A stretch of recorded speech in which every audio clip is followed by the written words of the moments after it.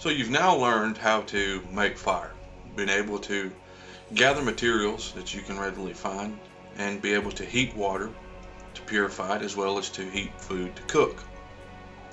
But do you have any right now? Sure, I could teach you to go out and hunt, but that's one of those things that's best learned on your own. I can give you pointers for it, but let's be honest, it's modern day. It's easier to just stockpile food than it is to go out and hunt it. You can hunt for food while eating what you have, and then once you gather it, then you can leave your stored food alone and eat that, and when that's gone, go back to your stored food. But how do you store food?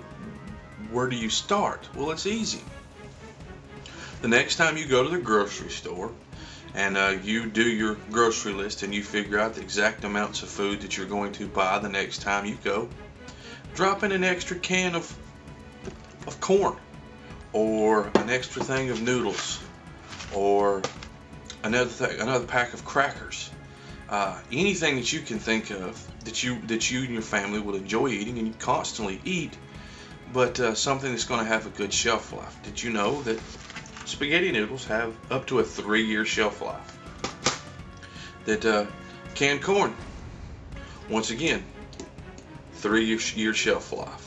Even something that's not a food orientated product, but something that I personally like, chewing gum, 3-year shelf life. So don't hesitate on buying some of these things. It's not like you're never going to eat it or you're never going to use it. Only thing you have to do is, once you buy the products, don't put them in the pantry where you normally keep the rest of your food. Designate another place in the house, another closet, a box, just some place where you normally don't go to get your food from, and put it in there. So like I said, you're buying 5 cans of beans, instead of buying 5, buy 6 or buy 7 and put those cans in there. And then every time you go to the grocery store, buy the same amounts, but then buy that 1 or 2 extra cans of food. And when you're going home to store it, check the dates on everything, and then rotate the older food into your cabinets where you're going to eat it, and take the new food that you've bought and put in your food storage. This will allow, so in case there is an emergency, that you will always have fresh food that will have up to a 3-year shelf life for you and your family. So you can be eating that while you're going out foraging for other foods. And don't just think just because you have a gun or a knife or a bow that you can go out and kill animals all day long.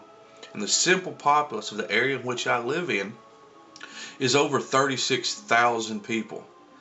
I'm not going to be the only one in the world that thinks that I'm going to be able to go out and catch food. There's going to be about 35,000 people that are going to go out and try to do the same thing. So it's going to be not as easy as you think it is. And not every place is going to be safe, and not everyone's going to be as kind-hearted as others. So get your food, stockpile it up for a rainy day, because you never know when you're going to need it. Until next time.